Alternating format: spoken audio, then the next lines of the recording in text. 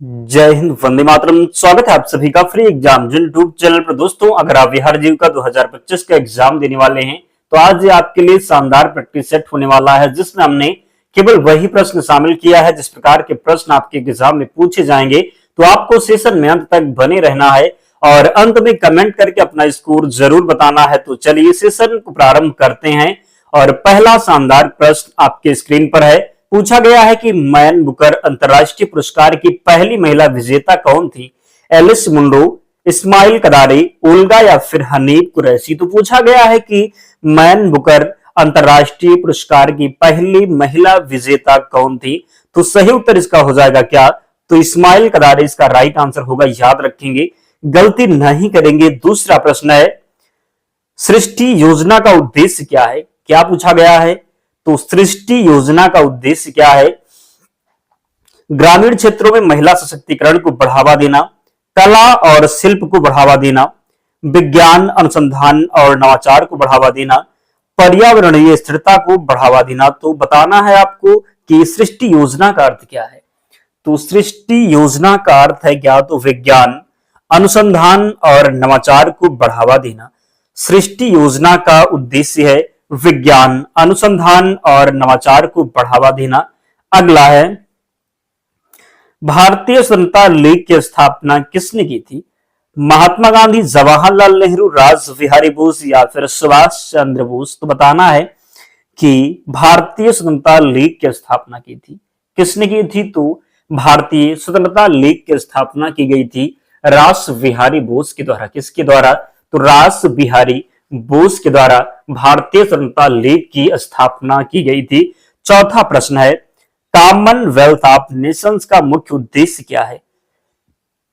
सदस्य देशों के बीच सैन्य गठबंधन बनाना, लोकतंत्र, मानवाधिकार और कानून के शासन को बढ़ावा देना, सदस्य देशों के बीच मुक्त व्यापार क्षेत्र बनाना या फिर सभी सदस्य देशों में समान मुद्रा लागू करना। तो कॉमनवेल्थ ऑफ नेशंस का मुख्य उद्देश्य क्या है? कॉमनवेल्थ ऑफ नेशंस का मुख्य उद्देश्य क्या है? तो लोकतंत्र। क्या होगा? तो लोकतंत्र, मानवाधिकार और कानून के शासन को बढ़ावा देना सही उत्तर हो जाएगा। पांचवा प्रश्न है, सोनार किस प्रकार की तरंगों का उपयोग करता है? सोनार किस प्रकार की तरंगों का उपयोग करता है? रेडियो तरंगे, एक्सरे, पराश्रव्य तरंगे या फिर प्रकाश तरंगे। तो सोनार किस प्रकार के तरंगों का उपयोग करता है? तो इसका राइट आंसर हो जाएगा, क्या होगा सही उत्तर? तो इसका सही उत्तर हो जाएगा पराश्रव्य तरंगे। क्या होगा? तो राइट आंसर होगा पराश्रव्य तरंगे, याद रखेंगे। अगला प्रश्न है, 3 पॉइंट शॉट किस खेल से संबंधित है? हेडबॉल, वॉलीबॉल, बास्केटबॉल या फिर सॉकर। तो 3 पॉइंट शॉट किस खेल से संबंधित है? 3 पॉइंट शॉट संबंधित है किस खेल से? बास्केटबॉल से। किससे? तो 3 पॉइंट शॉट जो संबंधित है ये बास्केटबॉल से संबंधित है, 3 पॉइंट शॉट। अगला है, विश्व के सबसे प्रतिष्ठित विज्ञान पुरस्कारों में से एक बैक थ्रू पुरस्कार की स्थापना किसने की थी? नोबेल फाउंडेशन, यूरोपीय संघ, मार्क जुकरबर्ग और यूरी मिलर जैसे प्रौद्योगिकी उद्यमी, संयुक्त राष्ट्र। मैं आपको बताना चाहूंगा कि आपको अगर ये प्रश्न जो है कठिन लगता है और आप वीडियो को छोड़ करके निकल लेते हैं, देखते हैं ही नहीं, विश्वास रखिएगा, अगर आप यहां अभी वीडियो छोड़ रहे हैं तो एग्जाम में भी यही हाल आपका होने वाला है। इसलिए मैं कहना चाहता हूं आपसे कि सभी प्रश्नों पर अपनी नजर बना करके रखना है, अंत तक बने रहना है और अंत में देखना है कि कितने प्रश्न आप सही कर पा रहे। प्रश्न को कठिन देख करके आप भागिए मत। हमने वही प्रश्न रखा है। आपके एग्जाम में क्या क्या पूछा जाना है? तो करंट अफेयर, सब्जेक्ट नॉलेज और कंप्यूटर। तो हम ये 3 सब्जेक्ट को कंप्लीट करवा रहे हैं। इन तीनों का प्रश्न हमने इस जो है प्रैक्टिस सेशन में शामिल किया है। तो आपको छोड़ के भागना नहीं है, अंत तक बने रहना है और देखना है कि कितने प्रश्न आप सही कर पा रहे हैं। तो और आप लोगों में से वीडियो तो देखते हैं, ना ही लाइक करते हैं, ना ही चैनल को सब्सक्राइब करते हैं। मैं आपसे बताना चाहूंगा कि बहुत मेहनत लगती है। अगर हम आपके लिए इतनी मेहनत कर रहे तो आपका भी कर्तव्य बनता है कि आप लोग भी सपोर्ट करें, ताकि हमारा भी मोटिवेशन बना रहे और हम आपके लिए निरंतर काम कर सके। मैं आपको विश्वास दिलाना चाहूंगा कि जब तक आपका एग्जाम हो नहीं जाएगा, मैं आपके साथ जुड़ा रहूंगा और ये दावे के साथ कहता हूं, अगर अंत तक आप हमारे साथ जुड़े रहे तो निश्चित ही आप सफल होने वाले हैं। क्या होगा? तो निश्चित ही आपको सफलता प्राप्त होगी। आप आकर के खुद कमेंट में बताएंगे कि सर प्रश्न एक भी बाहर नहीं था एग्जाम में, इसलिए अंत तक देखना है, पूरा कंसंट्रेशन बना के रखना है, सफलता निश्चित ही मिलेगी आपको। प्रश्न है कि विश्व के सबसे प्रतिष्ठित विज्ञान पुरस्कारों में से एक वैक थ्रू पुरस्कार की स्थापना किसने की थी? तो वैक थ्रू पुरस्कार की स्थापना की थी मार्क जुगरबर्ग और यूरी मिलनर जैसे प्रौद्योगिकी उद्यमी ने। अगला है, प्रधानमंत्री आदर्श ग्राम योजना का मुख्य उद्देश्य क्या है? आदिवासी संस्कृति को बढ़ावा देना, आदिवासी बहुल गांव को मॉडल गांव के रूप में विकसित करना, औद्योगिक विकास को बढ़ावा देना, स्वरोजगार के अवसर प्रदान करना। तो प्रधानमंत्री आदि आदर्श ग्राम योजना का मुख्य उद्देश्य क्या है? तो सही उत्तर हो जाएगा क्या? तो आदिवासी बहुल्य गांवों को मॉडल गांव के रूप में विकसित करना। तो आदिवासी बहुल्य गांवों को मॉडल गांव के रूप में विकसित करना। अगला है, गांधी जी ने किस आंदोलन के दौरान नो टैक्स अभियान चलाया था? गांधी जी ने किस आंदोलन के दौरान नो टैक्स अभियान चलाया था? असहयोग आंदोलन, सविनय अवज्ञा आंदोलन, भारत छोड़ो आंदोलन या फिर खिलाफत आंदोलन? तो सही उत्तर हो जाएगा सविनय अवज्ञा आंदोलन के दौरान। क्या होगा? तो गांधी जी ने किस आंदोलन के दौरान नो टैक्स अभियान चलाया था? सविनय अवज्ञा आंदोलन के दौरान नो टैक्स अभियान चलाया था। अंतरराष्ट्रीय न्यायालय के न्यायाधीशों का कार्यकाल कितने वर्ष का होता है? 5, 7, 9 या फिर 12 वर्ष? तो सही उत्तर इसका हो जाएगा कितना? तो 9 वर्ष राइट आंसर होगा। अंतरराष्ट्रीय न्यायालय के न्यायाधीशों का कार्यकाल कितने वर्ष का होता है? तो 9 वर्ष का होगा। अगला है, अंतरिक्ष में जाने वाले पहले भारतीय कौन थे? कल्पना चावला, सुनीता विलियम्स, राकेश शर्मा, रवीश मल्होत्रा। तो अंतरिक्ष में जाने वाले पहले भारतीय का नाम था क्या? राकेश शर्मा थे। कौन? तो अंतरिक्ष में जाने वाले पहले भारतीय थे राकेश शर्मा। 12 नंबर प्रश्न है, ड्रॉप गोल किस खेल से संबंधित है? Football, rugby, basketball, handball? तो ड्रॉप गोल किस खेल से संबंधित है? तो ड्रॉप गोल संबंधित है किससे? रग्बी से। किससे? तो ड्रॉप गोल संबंधित है रग्बी से, याद रखेंगे। अगला है, बोलोनिया रग्बी पुरस्कार किस चीज से संबंधित है? तो फिल्म निर्देशन, बच्चों की किताबें, खेल, पत्रकारिता, वैज्ञानिक शोध। तो आपको बताना है कि बोलोनिया रग्बी पुरस्कार किस खेल से संबंधित है? तो बोलोनिया रग्बी पुरस्कार जो है ये बच्चों की किताबों से संबंधित है। किससे? तो बच्चों की किताबों से संबंधित है। अगला है, राष्ट्रीय वयोश्री का उद्देश्य क्या है? वरिष्ठ नागरिकों को सहायता, गरीबी रेखा से नीचे के वरिष्ठ नागरिकों को शारीरिक सहायता उपकरण प्रदान करना, स्वास्थ्य बीमा प्रदान करना, सामाजिक सुरक्षा योजना बनाना। तो राष्ट्रीय वयोश्री का उद्देश्य क्या है? तो राष्ट्रीय वयोश्री का उद्देश्य है गरीबी रेखा से नीचे के वरिष्ठ नागरिकों को शारीरिक सहायता उपकरण प्रदान करना। क्या होगा? तो राष्ट्रीय वयोश्री का उद्देश्य है गरीबी रेखा से नीचे के वरिष्ठ नागरिकों को शारीरिक सहायता उपकरण प्रदान करना। अगला है, भारतीय राष्ट्रीय कांग्रेस के किस अधिवेशन में नरम दल और गरम दल के बीच समझौता हुआ था? लखनऊ अधिवेशन 1916, कोलकाता अधिवेशन 1917, नागपुर अधिवेशन 1920 या फिर गया अधिवेशन 1922? तो बताना है कि भारतीय राष्ट्रीय कांग्रेस के किस अधिवेशन में नरम दल और गरम दल के बीच समझौता हुआ? जल्दी से कमेंट कीजिए, कमेंट में बिल्कुल भी कंजूसी नहीं करना है, बताइए आंसर क्या होगा। भारतीय राष्ट्रीय कांग्रेस के किस अधिवेशन में नरम दल और गरम दल के बीच में समझौता हुआ? तो लखनऊ अधिवेशन 1916 में। कब? तो लखनऊ अधिवेशन 1916 में भारतीय राष्ट्रीय कांग्रेस के बीच में जो है नरम दल और गरम दल के बीच समझौता हुआ था। आपसे पूछा जाता है कि लखनऊ अधिवेशन की अध्यक्षता किसने की थी? तो अंबिका चरण मजूमदार के द्वारा। और इनका जो है विघटन यानी कि ये दोनों अलग कब हुए थे? तो नरम दल और गरम दल 1907 में सूरत के अधिवेशन में जो है अलग हुए थे। अध्यक्ष थे राष्ट्र बिहारी बोस। अगला है, रासायनिक हथियार निषेध संगठन का मुख्यालय कहां स्थित है? Hague Netherland, Geneva Switzerland, Vienna या फिर बेल्जियम? तो बताना है कि रासायनिक हथियार निषेध संगठन का मुख्यालय कहां स्थित है? तो रासायनिक हथियार निषेध संगठन का मुख्यालय कहां पर? तो हेग नीदरलैंड में। कहां पर? तो हेग नीदरलैंड इसका राइट आंसर होगा। अगला है, शरीर में आयोडीन की कमी से कौन सा रोग होता है? मधुमेह, घेंघा, स्क्रबी या फिर एनीमिया? तो शरीर में आयोडीन की कमी से कौन सा रोग होता है? तो आयोडीन की कमी से घेंघा रोग हो जाता है। क्या? तो शरीर में आयोडीन की कमी से घेंघा रोग हो जाता है। अगला है, रिसु की दबाकर कंप्यूटर में डाटा इनपुट करना चाहता है, उसे किस इनपुट डिवाइस का उपयोग करना चाहिए? रिसु की दबाकर कंप्यूटर में डाटा इनपुट करना चाहता है, उसे किस इनपुट डिवाइस का उपयोग करना चाहिए? Keyboard, scanner, joystick, light, pen. तो इसका राइट आंसर हो जाएगा कीबोर्ड। क्या होगा? तो सही उत्तर होगा कीबोर्ड। अगला प्रश्न है, निम्नलिखित में से कौन सा एक आउटपुट डिवाइस है? Scanner, projector, magnetic ink character, OCR device. तो बताना है कि निम्नलिखित में से कौन सी जो है आउटपुट डिवाइस है। तो प्रोजेक्टर की बात करेंगे क्या? तो प्रोजेक्टर जो है ये आउटपुट डिवाइस है। अगला है, IBM 360 निम्नलिखित में से कंप्यूटर की किस पीढ़ी में विकसित किया गया था? द्वितीय पीढ़ी, प्रथम पीढ़ी, तृतीय पीढ़ी या फिर चतुर्थ पीढ़ी। तो बताना है कि IBM 360 निम्नलिखित में से कंप्यूटर की किस पीढ़ी में विकसित किया गया था? सही उत्तर इसका हो जाएगा तृतीय पीढ़ी में। किसमें? तो तृतीय पीढ़ी याद रखेंगे। अगला है, वेब ब्राउजर पर वर्तमान वेब पेज को बुकमार्क करने के लिए निम्नलिखित में से किस कीबोर्ड शॉर्टकट का उपयोग किया जाता है? Ctrl+N, Ctrl+I, Ctrl+D या फिर इनमें से कोई नहीं। तो बताना है कि वेब ब्राउजर पर वर्तमान वेब पेज को बुकमार्क करने के लिए निम्नलिखित में से किस कीबोर्ड शॉर्टकट का उपयोग किया जाता है? तो राइट आंसर इसका होगा Ctrl+D। क्या होगा? तो Ctrl+D। Erasable programmable read only memory अपनी कंटेंट को तब तक बनाए रखती है जब तक कि वह इसके संपर्क में ना आ जाए। विद्युत सिग्नल, चुंबकीय सिग्नल, परावैंगनी प्रकाश, रेडियो सिग्नल। तो बताना है erasable programmable read only memory अपनी कंटेंट को तब तक बनाए रखती है जब तक कि इसके संपर्क में ना आ जाए। तो सही उत्तर इसका हो जाएगा परावैंगनी प्रकाश। क्या होगा? तो राइट आंसर होगा परावैंगनी। अगला है,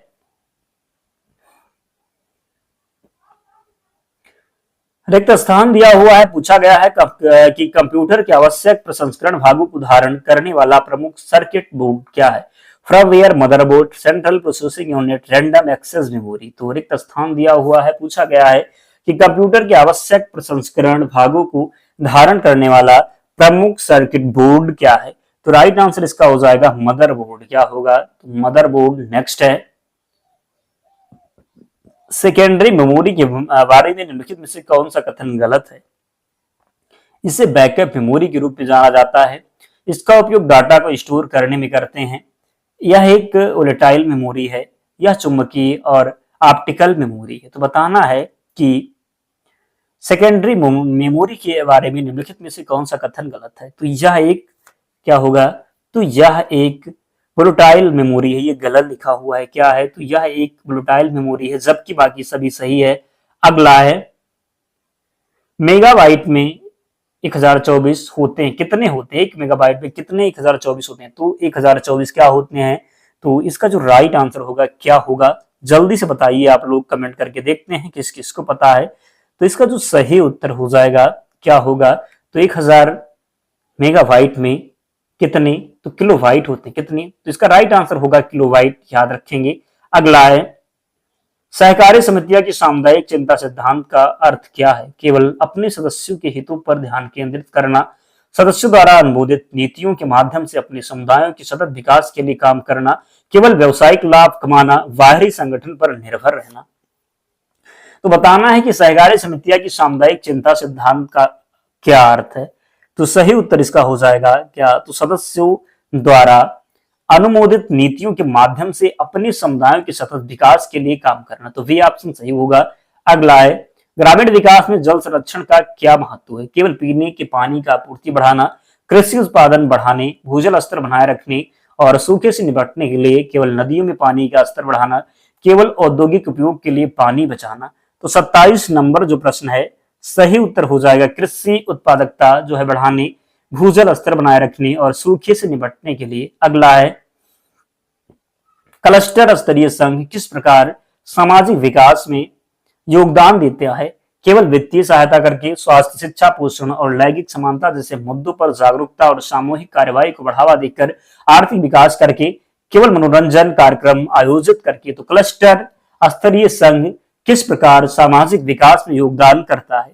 तो इसका जो राइट आंसर होगा क्या? तो स्वास्थ्य, शिक्षा, पोषण और लैंगिक समानता जैसे मुद्दों पर जागरूकता और सामूहिक कार्यवाही को बढ़ावा देकर इसका राइट आंसर होगा। अगला है, भारत में प्रधानमंत्री सुरक्षा बीमा योजना किस प्रकार की बीमा योजनाएं हैं?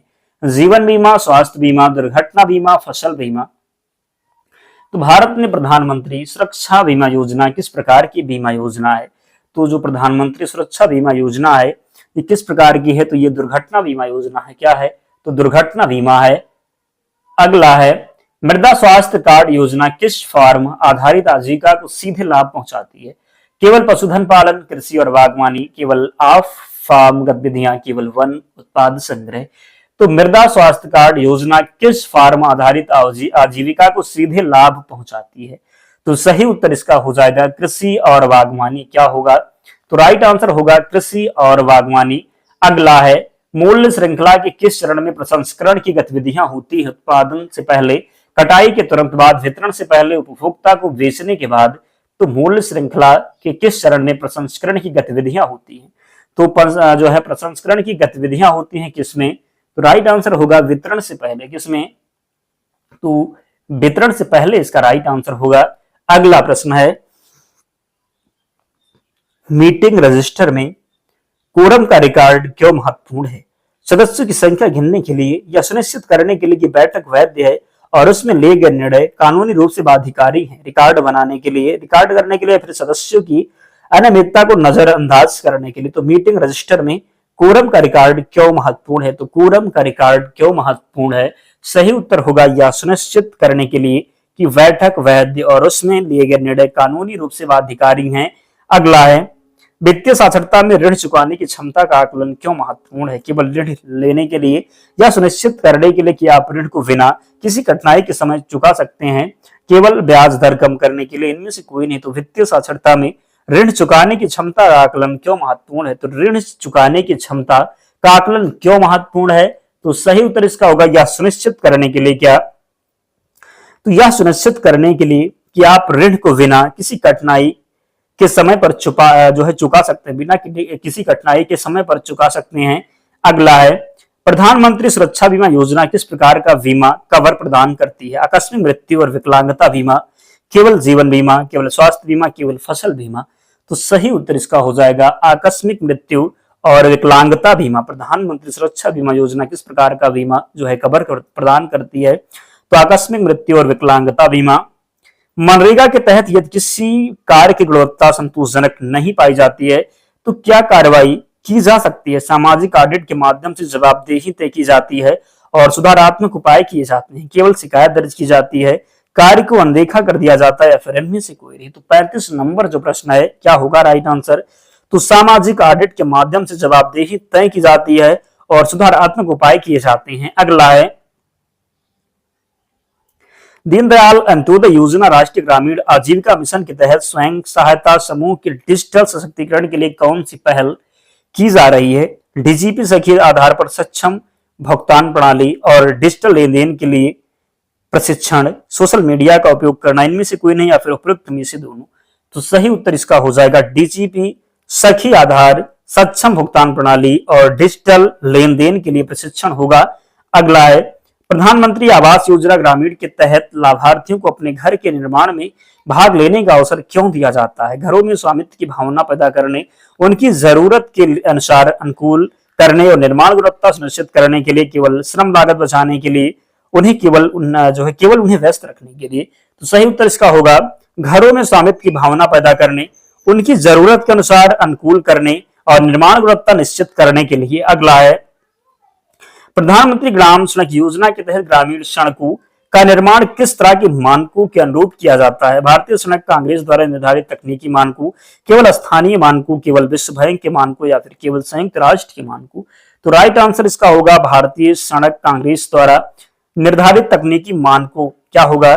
तो भारतीय सड़क कांग्रेस द्वारा निर्धारित तकनीकी मानकों इसका राइट आंसर होगा। अगला है राष्ट्रीय सामाजिक सहायता कार्यक्रम का लक्ष्य किससे सामाजिक सुरक्षा प्रदान करता है? केवल शहरी मध्यम वर्ग को, वरिष्ठ नागरिक, विधवा और विकलांग व्यक्ति, केवल बच्चे, केवल सरकारी कर्मचारी? तो सही उत्तर इसका हो जाएगा क्या होगा राइट आंसर बताइए। और लाइक नहीं किया आप लोग अभी, जल्दी से लाइक कीजिए क्योंकि काफी मेहनत हम आपके लिए कर रहे हैं, तो सपोर्ट तो आपका भी बनता है। प्रश्न है कि राष्ट्रीय सामाजिक सहायता कार्यक्रम का लक्ष्य किसे सामाजिक सुरक्षा प्रदान करना है? तो वरिष्ठ नागरिक, विधवा और विकलांग व्यक्ति, अगला है बिहार मुख्यमंत्री ग्रामीण पेयजल निश्चय योजना का मुख्य लक्ष्य क्या है? केवल शहरी क्षेत्र में पेयजल उपलब्ध कराना, ग्रामीण क्षेत्र के प्रत्येक घर में नल का स्वच्छ जल उपलब्ध कराना, केवल औद्योगिक इकाइयों को पानी देना, कृषि के लिए पानी उपलब्ध कराना। तो बताना है कि बिहार मुख्यमंत्री ग्रामीण पेयजल निश्चय योजना का मुख्य लक्ष्य क्या है? तो सही उत्तर इसका हो जाएगा ग्रामीण क्षेत्रों के प्रत्येक घर में नल का स्वच्छ जल उपलब्ध कराना। अगला है बिहार मुख्यमंत्री अल्पसंख्यक छात्रावास अनुदान योजना का उद्देश्य क्या है? अल्पसंख्यक छात्रों को छात्रावास में रहने के लिए वित्तीय सहायता प्रदान करना, केवल शहरी क्षेत्र में छात्रावासों का निर्माण, केवल सरकारी कर्मचारियों के लिए छात्रावास बनाना, निजी छात्रावास को सब्सिडी देना। तो सही उत्तर इसका हो जाएगा क्या? तो इसका जो राइट आंसर हो जाएगा अल्पसंख्यक छात्रों को छात्रावास में रहने के लिए वित्तीय सहायता प्रदान करना। बिहार मुख्यमंत्री अल्पसंख्यक छात्रावास अनुदान योजना का उद्देश्य है अल्पसंख्यक छात्रों को छात्रावास में रहने के लिए वित्तीय सहायता प्रदान करना। बिहार में मुख्यमंत्री कृषि यंत्र सब्सिडी योजनाएं का लाभ किसे मिलता है? किसानों को कृषि उपकरण खरीदने पर सब्सिडी, केवल बड़े पैमाने पर केवल कृषि विश्वविद्यालय को, कृषि श्रमिकों को मजदूरी सब्सिडी। तो सही उत्तर इसका हो जाएगा किसानों को कृषि उपकरण खरीदने पर सब्सिडी।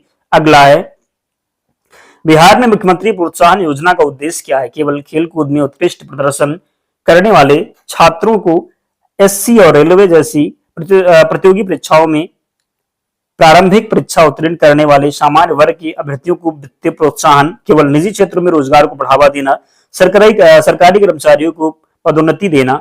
तो इसका जो राइट आंसर हो जाएगा एसएससी और रेलवे। क्या? तो एसएससी और रेलवे जैसी प्रतियोगी परीक्षाओं में प्रारंभिक परीक्षा उत्तीर्ण करने वाले सामान्य वर्ग के अभ्यर्थियों को वित्तीय प्रोत्साहन होगा। अगला है बिहार मुख्यमंत्री कन्या उत्थान योजना के तहत स्नातक उत्तीर्ण करने पर बालिका को कितनी राशि मिलती है? तो सही उत्तर आपको बताना है 50,000, 10,000, 25,000 या फिर 1,00,000। तो सही उत्तर इसका हो जाएगा कितना? तो 50,000। कितना? तो 50,000 इसका राइट आंसर होगा। और आज का अंतिम प्रश्न, तो जल्दी से वीडियो को लाइक कीजिए, चैनल को सब्सक्राइब कीजिए। बिहार में मुख्यमंत्री ग्राम ग्राम संपर्क योजना किस प्रकार के सड़क के निर्माण पर केंद्रित है? राज्य राजमार्ग, ग्रामीण सड़क और संपर्क मार्ग, राष्ट्रीय राजमार्ग, शहरी एक्सप्रेस वे। तो सही उत्तर इसका हो जाएगा ग्रामीण सड़क और संपर्क मार्ग राइट आंसर होगा। तो आप लोग बताइए 15 प्रश्न हमने सभी से लिया था, तो कमेंट करके बताइए कि 45 प्रश्नों में आपका स्कोर क्या रहा, कितने प्रश्न आप सही कर पाए, जरूर कमेंट करके बताएं। और पीडीएफ के लिए टेलीग्राम चैनल से जुड़ जाना, लिंक डिस्क्रिप्शन बॉक्स में है, या फिर आप टेलीग्राम पर जाएंगे, सर्च करेंगे फ्री एग्जाम जोन, आपको चैनल मिल जाएगा, ज्वाइन हो जाना, वहां पर आपको सारी पीडीएफ मिल जाएगी। तो मिलते हैं नेक्स्ट वीडियो में, तब तक पढ़ते रहिए, ध्यान रखिए अपना, स्वस्थ और सुरक्षित रहिए। जय हिंद।